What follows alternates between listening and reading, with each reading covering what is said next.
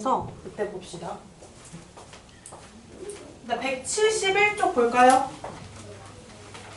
171쪽에 4번 먼저 볼게요.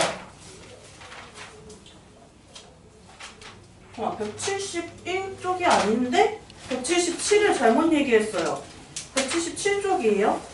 177쪽의 4번은 이거는 좀 인정, 못 풀만 했다. 풀었으면 너무 잘한 거고 못 풀어도 아무런 이상하지 않은 거다. 왜냐하면 낯설어요 좀. 왜냐면 점이 움직이는 거 잘 다뤄보지 않았던 유형이기 때문에. 4번 볼게요.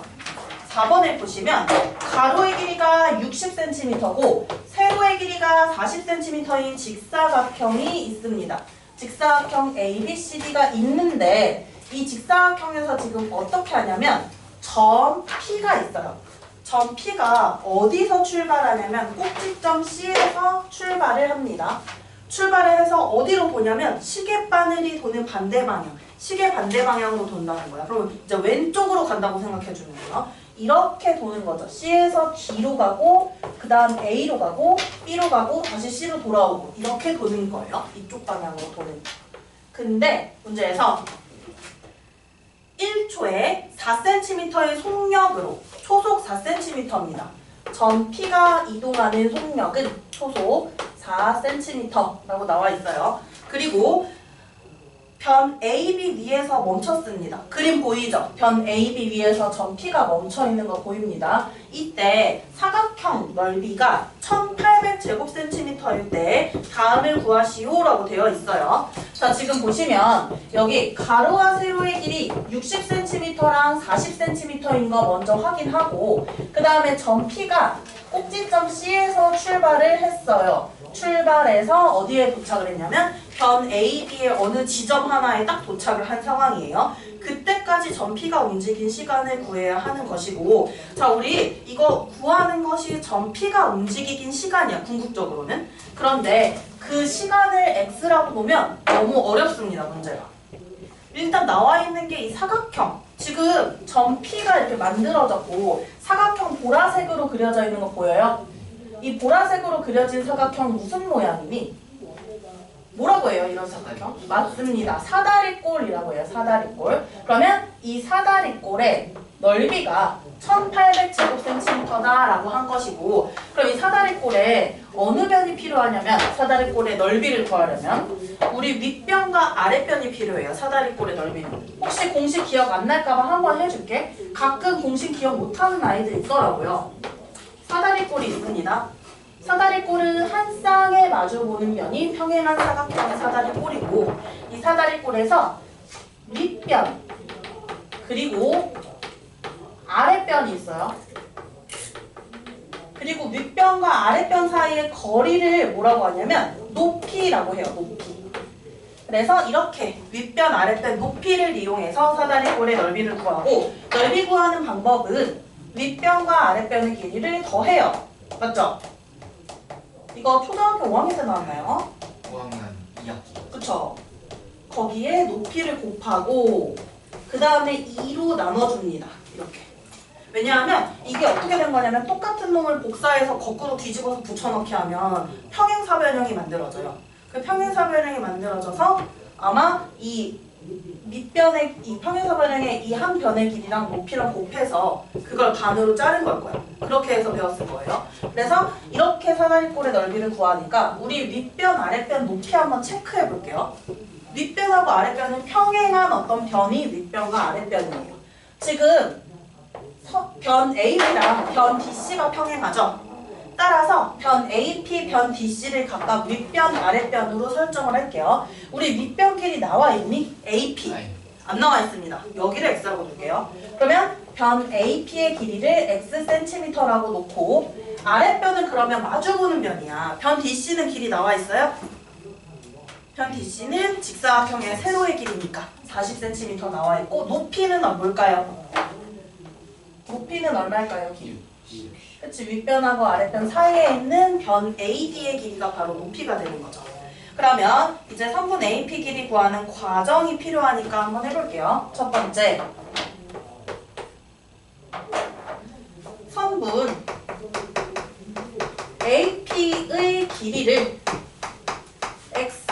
cm라고 놓았어요. 그럼 이제 식을 세우면 사다리꼴의 넓이 식을 세우면 사각형 APCD 이거 사각형 이런 표시 돼 있나? 아직 안 배웠구나. 이 사각형 이렇게 쓰는 거. 나 아직 안 배웠군요. 생각해보니까. 이렇게 써야 돼. 이거 1학년 2학기 과정에서는 사각형 넓이 구할 때 그냥 사각형 한글로 사각형 이렇게 안 쓰고 그냥 네모 그려서 이렇게 쭉 꼭지점을 써요. 삼각형도 마찬가지예요. 세모 그려서 꼭지점 쭉 써요. 이렇게 해줍니다. 사각형 APCD의 넓이를 이제 구하는 식을 세워보면 어떻게 되냐면 윗변 더하기 아랫변 x 더하기 40이죠. 여기에 곱하기 높이 60을 하고 이것에 2분의 1 나누기 1을 해주면 이게 사각형의 넓이인데 이 넓이가 얼마가 돼야 되냐면 1800제곱센티미터가 돼야 돼요. x 플러스 40 곱하기 60 곱하기 2분의 1이 1800이 되어야 하고 일단 좌변 조금 지저분하니까 우리 정리부터 합시다. 좌변 괄호가 있으면 괄호를 무조건 풀어주라 라고 했어요. 그래서 괄호를 풀기 위해서 우리가 이 60하고 2분의 1 먼저 계산하고 분배를 해줄게요. 그럼 60하고 2분의 1 곱하면 어떻게 돼요? 맞습니다. 30이 되고 이 30을 각각 곱해줘야 되죠. 괄호 안에 있는 식에. 그렇게 해야 괄호를 풀 수 있어요. 그러면 x에다가 30을 곱합니다. 30x고 40에다가 30을 곱합니다. 얼마예요? 1200이에요. 는 1800이지? 그러면 30x 플러스 1200은 1800입니다. 우리 x값 구하려면 이 상수항 이항시켜주죠. 30x는 일단 플러스 1800이 이항했으니까 말 잘못했어. 플러스 1200이 이항했으니까 마이너스 1200이 될 거 아니야? 얼마예요? 그럼 계산하면? 600. 자, 양변을 30으로 나누면 x값이 나오네요. x값 얼마 나와요? 30으로 나눠볼게요. 20. 맞나요? 그러면 x값은 20이고 즉 선분 AP의 길이는 선분 AP의 길이는 20 단위 있습니다. 센티미터가 되고요. 그 다음에 이제 점 P가 저기까지 가는데 얼마나 걸렸냐 그 시간을 구해야 돼요. 두 번째는 점 P가 움직인 시간을 구할 건데 일단 여기 초속 4cm 나와 있지?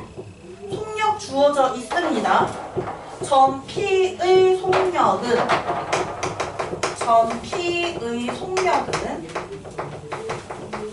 초속 4cm고요. 그러면 속력이 주어졌어요. 거리만 나온다면 점 P가 움직인 거리가 나온다면 시간 구할 수 있죠. 그러면 점 P가 움직인 거리를 한번 구해볼게요. 그러니까 점 P가 어디서부터 어디까지 움직였냐면 꼭지점 C에서 출발해서 저기 20cm만큼 더 내려갔단 말이에요. A에서. 그럼 이렇게 길이를 한번 확인해 볼게요. 근데 여기 길이 얼마니? 연예인 나왔나? 왜 저래? 저는 그냥 비명 같은데. 그냥 비명인가? 얘들아 이 길이 얼마예요? 40cm지.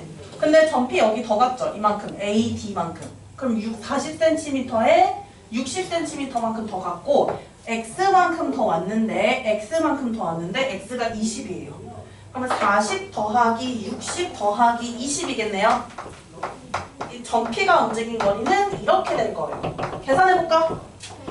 네, 맞습니다. 일단 그러면 속력 주어졌고 거리 주어졌으니까 우리는 시간 어떻게 구해요? 시간은 네 맞습니다. 거리 나누기 속력도 되고요. 속력 분의 거리도 됩니다. 점 P가 움직인 시간은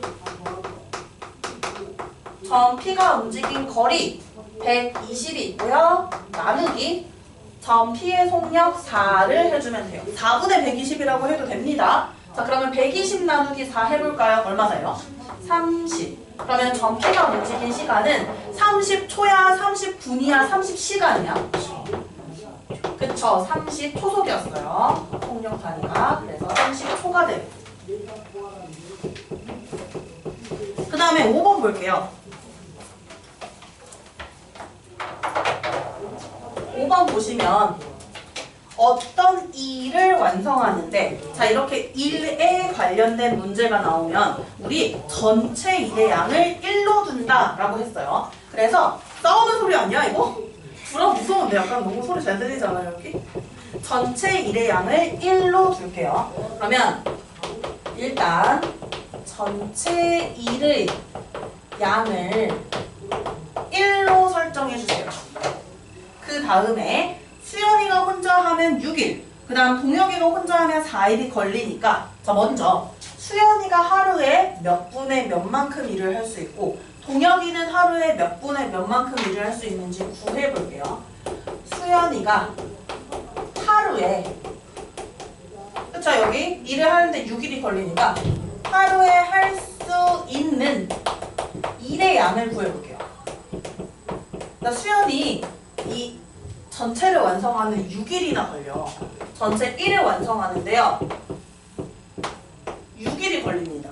그럼 이 6으로 똑같이 쪼개보면 6으로 이렇게 쪼개보면 하루에 할 수 있는 일이 나오겠지. 전체 6일이 걸리니까 하루에 얼마나 할 수 있어요? 맞습니다. 6분의 1을 할 수 있고 다른 친구 이름은 동혁이죠. 동혁이가 하루에 할 수 있는 일의 양은 그럼 어떻게 되냐면 동혁이 혼자는 4일이 걸리네요. 그럼 하루에 얼마나 할 수 있냐면 1의 4분의 1만큼을 할 수 있겠지. 이렇게 일단 할 수 있어요. 얘네가 하루에 할 수 있는 일의 양이고 문제에서 보면 이제 수연이가 혼자 3일 동안 일을 하고 나머지는 동혁이가 혼자 일을 해서 완성했는데 동혁이는 며칠 동안 일을 했느냐라고 했어요. 그럼 동혁이가 일을 한 뭐라고 표현할까? 일수? 동혁이가 일을 한 날이 X일이라고 하면은 이걸 우리가 구해야 하니까 그럼 일단 수연이가 먼저 며칠 일했어요? 혼자? 3일 동안 일을 했어요. 하루에 6분의 1을 할 수 있는 수연이가 3일 동안 했으니까 6분의 1 곱하기 3만큼 수연이가 처리를 했고 나머지는 동혁이가 처리를 합니다. 동혁이가 처리한 일의 양은 4분의 1 곱하기 얼마일까요? 맞습니다. X. 그래서 수연이가 1 처리하고 동혁이가 1을 처리해서 일이 완성이 돼야 돼요. 일의 완성은 1이죠. 그럼 이렇게 해서 X값을 구해줄 거예요. 자, 우리 6분의 1 곱하기 3 약분해볼까? 어떻게 돼요? 2분의 1이 되고 그 다음에 4분의 1 X가 있고 이게 1이 돼야 돼요. 자, 우리 2분의 1 이항합시다. 4분의 1 X는 자 여기 플러스 1을 2분의 1 이항하면 마이너스 2분의 1이 되니까 1 빼기 2분의 1은 2분의 1이죠. 2분의 1 양변에 어떻게 해줄까요? 4분의 1 없애려면 4를 곱합니다. 양변에 4 곱하면 X는 어떻게 되나요? X는 4 곱해요. 2 맞나요? 맞습니다. 그래서 동혁이는 며칠 동안 일을 하는 것이냐면 동혁이는 혼자서 2일 동안 일을 하는 것이에요. 이렇게 해서 찾으시면 되는 문제예요. 아마 4번이 좀 많이 어려웠을 겁니다. 이거. 그리고 이 뒷부분 중단원 마무리하기 좀 어려워요. 181쪽에 19번 볼게요. 자, 원가 정가. 지금 중학교 2학년 된 선생님이 가르치고 있는데 그 아이들도 어려워요, 여기. 그 아이들도 원가 정가 이해를 잘 못해요. 그래서 이거는 다음 학년까지 계속해서 배울 거니까 지금부터 조금씩 원가가 뭐였고 정가가 뭐였고 이런 어떻게 계산하고 이런 것들을 좀 이제 쌓아 놓읍시다.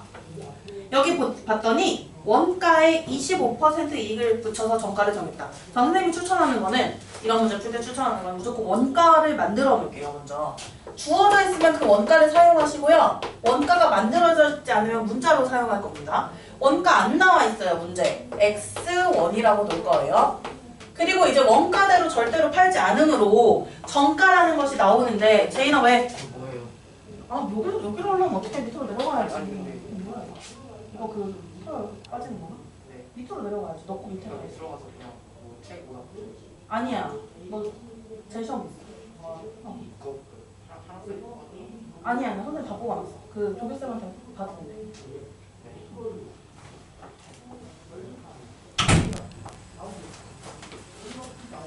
정가 볼게요. 정가는 원가보다 언제나 높아야 되거든. 왜냐면 장사하는 사람이 싸게 팔아야 되겠어? 안 되겠죠. 이익을 남겨야 되니까. 원가에 몇 퍼센트 이익을 붙였냐면 25% 이익을 붙였대요. 자, 잘 생각해봐. 원가가 요만큼 있어요. 이 원가에다가 원가랑 크기가 똑같으면 되지. 이게 지금 뭐냐면 원가의 25%예요. 그러니까 이 처음에 했던 원가는 뭐냐면 그냥 그대로니까 100%예요. 맞죠? 100%에다가 25%를 붙이면 몇 퍼센트가 될까요? 그치? 원가의 125%가 돼요. 되나? 그러면 정가는 원가 X의 125%고 125%는 곱하기를 어떻게 해주지? 그냥 125를 곱하나요? 125%는 분수나 소수로 나타낼 때 분모가 100이 되게 소수 두 자릿수가 되게 만들어줍니다. 그럼 100분의 125라고 나타내야 돼. 이 100분율은. 그러면 원가의 100분의 125를 곱해주면 이게 바로 정가가 돼요. 혹시 판매가가 따로 있나요? 네, 있습니다. 정가에서 600원에 할인했으니까 판매가가 따로 있어요. 그러면 판매가는 정가에서 빼기 얼마를 하면 될까? 정가 빼기 600원 할인했다 했죠? 600원을 빼주면 돼요. 이게 바로 판매가. 이렇게 했더니 원가의 10%의 이익이 생겼다라고 했는데 우리 이익 구하는 방법은 조금씩 이제 익숙해두세요. 이익은 어떻게 구하냐면 장사하는 사람이라고 생각해보자. 사업하는 사람이라고 생각하시면 돼요. 물건을 팔 때 얻는 이익은 이렇게 구해져요. 자, 선생님이 예를 들어 감자를 팔아요. 감자를 팔아요. 감자를 처음에 600원에 가져왔어. 한 개에 600원에 농부에게 얻어왔어. 근데 이거를 한 개에 1000원에 팔아요. 선생님이 이거 얼마나 얻었을까? 어떻게 빼요? 판매가에서. 판매가가 더 비싸다 했죠? 판매가에서 선생님이 농부한테 사온 원재료 가격, 감자 한 개의 원재료 가격을 빼주면 이게 바로 이익이에요. 이 이익이라는 식을 이용해서 우리가 식을 만들 건데 이익이 딱 예쁘게 얼마 이게 아니라 원가의 10%의 이익이 생겼다라고 했어요. 자, 일단 이익은 판매가 빼기 원가니까 우리 판매가에서 원가를 빼줄게요. 100분의 125 숫자 너무 큽니다. 100분의 125 더 작게 못 나타내나? 약분 좀 해볼게. 일단 이거 25로 약분 가능하거든요. 25 곱하기 4를 하면 100이고요. 125는 어떨까?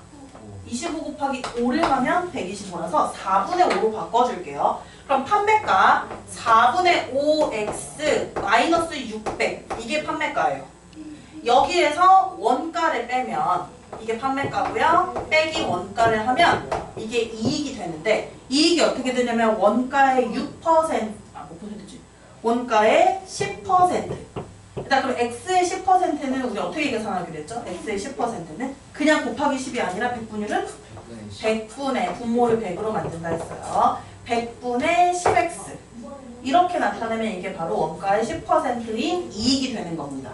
그럼 식은 일단 세웠고요. 정리를 좀 할게요. 어디 정리할 수 있냐면 일단 상수항 이항시켜야 되고 여기 100분의 10x x 있으니까 좌변으로 이항해야 돼요. 4분의 5x 마이너스 x 괄호 풀어도 이거 지장 안 받죠, 부호. 그 다음에 여기 100분의 10x 넘어오면 마이너스 되지. 부호 바뀌죠. 마이너스 100분의 10x인데 10으로 약분해서 마이너스 10분의 1x로 써줄게요. 그리고 상수항 아무것도 없는 게 아닙니다. 누가 있어요, 여기 상수항? 마이너스 600이 있어요. 이항하면 어떻게 되냐면 플러스 600이 돼요. 그럼 이제 x가 있는 것들 계산해야 되는데 난 이거 너무 싫어. 양변에 뭐 곱할래. 해도 됩니다. 분수 통분해서 계산하기 싫은 사람은 여기에 어느 정도 곱하면 되냐면 20 정도 곱하면 돼요. 그쵸? 그렇게 곱해서 해주셔도 되고 그냥 분수를 계산할래요 하는 사람은 통분해서 해주셔도 돼요. 한번 해볼게요. 선생님은 양변에 20을 곱하겠습니다. 그러면 좌변에 싹 다 20을 곱해야 돼요. 모든 항에다가. 우변에도 싹 다 20을 곱할게요. 우변은 하나밖에 없지만요. 20 곱하기 4분의 5x 먼저 할게요. 이거 몇 x 될까? 25. 맞습니다. 25x. 그 다음에 20 곱하기 마이너스 x를 하면 마이너스 20x. 20 곱하기 마이너스 10분의 1x 하면 마이너스 2x고요. 600에다가 20 곱할게요. 수만 곱하면 12고 0 3개 붙어야 되죠? 네. 0 3개 붙어요. 근데 여기 계산해보자. 25 빼기 20 빼기 2예요. 결국에는 25 빼기 20 하면 5죠. 5 빼기 2 하면 어떻게 돼요?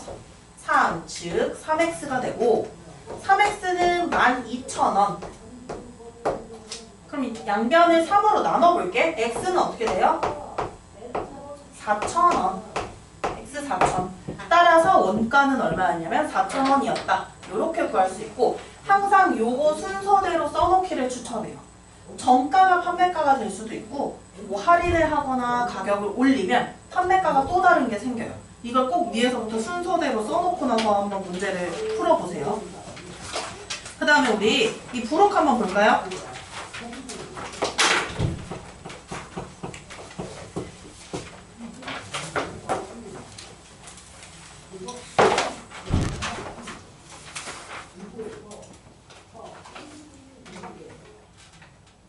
볼게요. 우리 1학년 아이들은 지금 위에 올라가고 그런 뭐 이렇게 말썽쟁이 행동을 잘 안 해서 선생님이 얘기 안 할까 했는데 우리 위에 2층 위에 이제 올라가는 계단이랑 그 위에 막 3층, 4층 옥상 여기 있죠. 여기 이제 올라가시면 안 돼요. 근데 지금 1학년 아이들은 그런 적 말썽을 부린 적이 없어가지고 사실 위에 뭐가 있어요? 위에는 이 건물 소유주의 회사가 있습니다. 회사가 있어요. 그 막 뭐 카시트 회사 같은 거 있는 것 같아요 보니까. 근데 뭐 이제 위에서 가끔 이제 애들이 우리 애들은 아닐 거야. 깜짝깜짝 놀라게 소리를 지른다는 거야. 왜냐면 가끔 어떤 애들이. 그래서 지금 그거 범인 찾고 있어. 그런 상황입니다. 그리고 지원이가 그 자습실 와봤지? 다음번에 금요일에도 올 때 거기로 오면 돼요. 그리고 조교 선생님 계셨지 앞에. 그 조교 선생님들한테 선생님들이 이제 재시험지나 각종 그런 것들을 다 배부하고 있어요. 미리 주고 있어요. 그래서 뭐 재시험 보거나 아니면 추가로 공부해야 되거나 질문 있거나 하면은 그 쌤한테 다 하시면 돼요. 알겠죠? 자습실 어디 있어요? 아 지하 2층에 있습니다. 엘베 타고 내려가면 돼요, 얘들아. 지하 2층 내려가면 그 큰 강의실 일반 자습실인데 들어가자마자 나오는 큰 강의실이 있어요. V라고 문에 써 있어. 문에 벤티 그 스타벅스 그 커피 사이즈처럼 V라고 써 있어요. 요 강의실이 지금은 자습실 강의실처럼 생겼는데 자습실이고 이제 다음에 공사 들어가면은 이제 스터디 카페처럼 바꿀 거예요. 스터디 카페 막 가보면 예쁘잖아 깔끔하고 그렇게 바꿀 겁니다.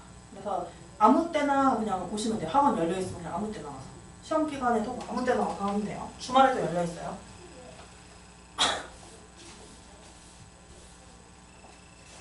그리고 요거 한번 볼게요. 63쪽이고 얘들아 개념 노트 잠깐 꺼내볼래? 개념 노트에 적었나 한번 확인해볼게요. 적었을 거야. 근데 한번 더 확인할게요. 개념 노트에 과부족이라는 글씨 한번 찾아보세요. 과부족. 예, 있어요. 있어요? 그 과부족에 무슨 포인트를 적었어요 우리가? 바구. 바구니를 뭘로 둔다라고 했냐면 바구니를 X라고 둔다. 찾아보세요. 그 거속시 전 거일 거야. 그 앞에일 거예요. 이쪽에 한번 봐봐요. 그 유형에. 지원이 있어 개념한테? 거속시 쓴 거 전에 봐보세요.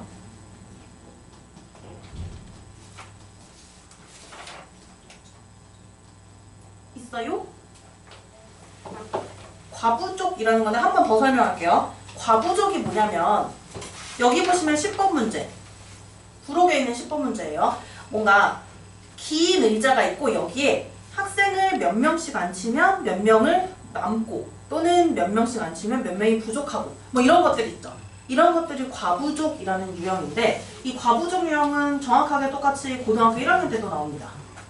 과부족이라는 거는 많고 부족하고 남고 부족하다라는 거고요. 과부족은 포인트가 뭐냐면 바구니, 담는 주체를 X라고 설정을 하는 거예요. 그 개수를. 그럼 여기는 의자가 학생을 담아요? 학생이 의자를 담아요? 의자가 맞죠? 긴 의자가 학생을 담아요. 선생님 말 바꿔볼게. 텐트에 학생들을 이제 배치할 거예요. 텐트가 바구니야, 학생이 바구니야? 맞죠? 그 다음에 이제 수학여행 갔어요. 한 방에 4명씩, 5명씩 이렇게 할 거예요. 방의 수가 방이 바구니야, 학생이 바구니야? 그러면 학생들한테 귤을 나눠줘요. 몇 개씩 나눠주면 이런 문제가 나왔어. 학생이 바구니일까요? 귤이 바구니일까요? 학생. 돼? 학생이 귤을 담아, 귤이 학생을 담아. 봐봐. 학생 한 사람이 귤을 담는 거죠. 귤 한 개가 학생을 담는 게 아니죠. 학생이 바구니예요. 하나 또 해볼게요. 학생들한테 초콜릿을 나눠줘요. No! 다시 말 바꿀게요. 상자 안에 초콜릿을 넣어요. 몇 개씩 넣고 몇 개씩 넣는다 할 거예요. 자, 상자가 초콜릿을 담아요? 초콜릿이 상자를 담아요? 상자가 초콜릿을 여러 개 담는 거지. 누가 바구니예요, 그러면? 판단할 수 있을까? 바구니 판단? 그러면 이 문제, 10번 문제에서는 바구니가 뭐예요? 긴 의자라고 했죠. 그래서 과부족 문제는 바구니 수를 X라고 준다. 이게 포인트고요. 그럼 여기에서는 긴 의자가 바로 바구니니까 긴 의자 수를 X개라고 놓습니다. 맞어요?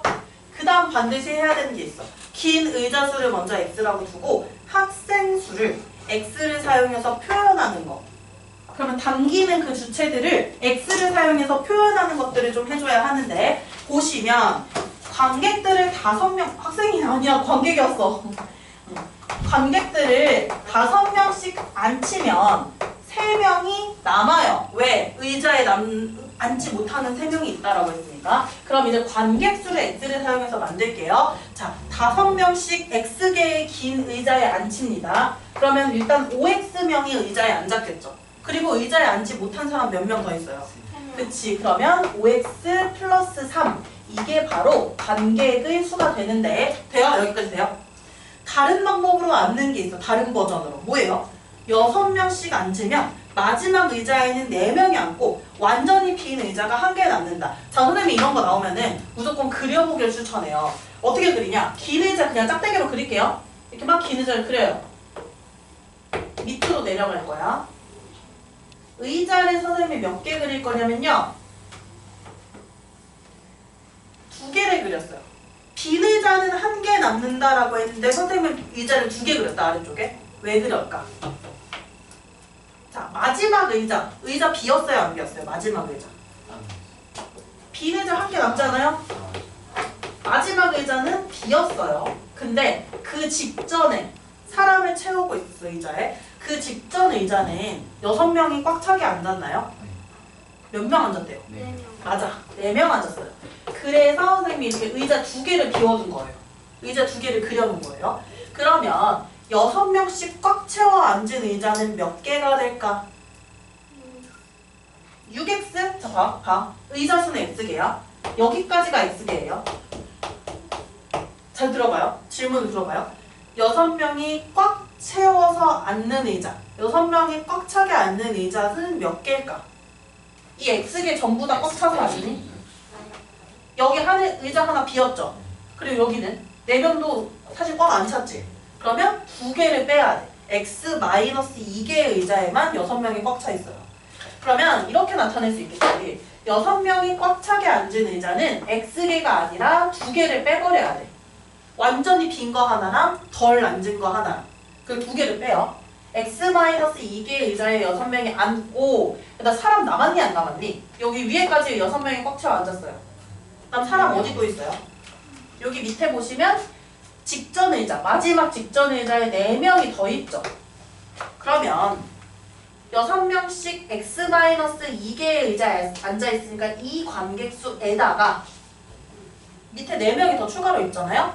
4명을 더해주면 바로 이게 관객수를 표현하는 또 다른 버전이 되는 거예요. 그러면 5x 플러스 3으로 표현한 관객수나 6x-2 플러스 4로 표현한 관객수나 관객이 어디 달하는 거 아니니까 어때야 돼, 이 2개가? 같아야 돼요. 이걸로 식을 세우는 겁니다. 그러면 식을 만들어 볼게요. 5x 플러스 3은 6 x-2 플러스 4 이렇게 식을 세워주시고 문제를 풀어주면 의자수가 나와요. 의자수 구하는지 학생수 구하는지도 잘 보셔야 됩니다. 학생이 아니고 관객이야. 의자수부터 구해볼게요. x값을 풀어서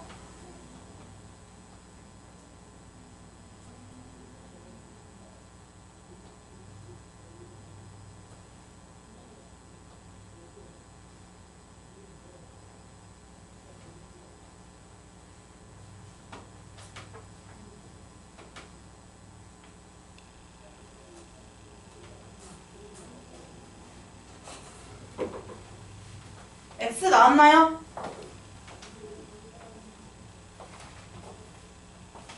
해볼까? 나오나? 괄호를 먼저 푸는 게 좋을 것 같아요. 그래서 괄호를 풀게요. 5x 플러스 3은 6분배해야 됩니다. 6x 마이너스 2랑 곱하면 마이너스 12죠? 플러스 4고 여기는 6x 이항해야겠네요.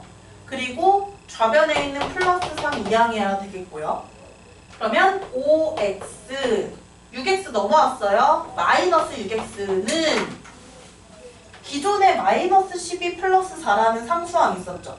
이거 계산하면 뭘까? 마이너스 맞아요. 마이너스 8이고 여기 있던 플러스 3이 이항하니까 마이너스 3이라고 해서 나옵니다. 일단 계산을 해보면 마이너스 x는 마이너스 11이 되니까 x 얼마 나와요? x는 11. 근데 얘들아 이거 학생수 아니지? 관객수 아니죠? 이거 뭐예요? 의자수예요. 의자수. 그러면 의자수니까 우리는 관객수를 구하기 위해서 관객수를 만들었던 두 가지 버전 보이죠? 요 둘 중에 한 곳에다가 x를 대입하면 나옵니다. 그러면 5x 플러스 3이 좀 쉬우니까 이 의자수 11을 대입을 해줄게요. 5x 플러스 3에 있는 x 자리에다가 대입할게요. 그러면 5 곱하기 11 더하기 3을 해주면 돼요. 관객수 몇 명 나와요? 아 맞습니다. 58명이라고 해서 이렇게 관객수가 나오죠. 그래서 이렇게 해서 계산할 수 있다. 그래서 과부적 문제는 담는 것, 바구니를 x라고 둔다라는 것이에요.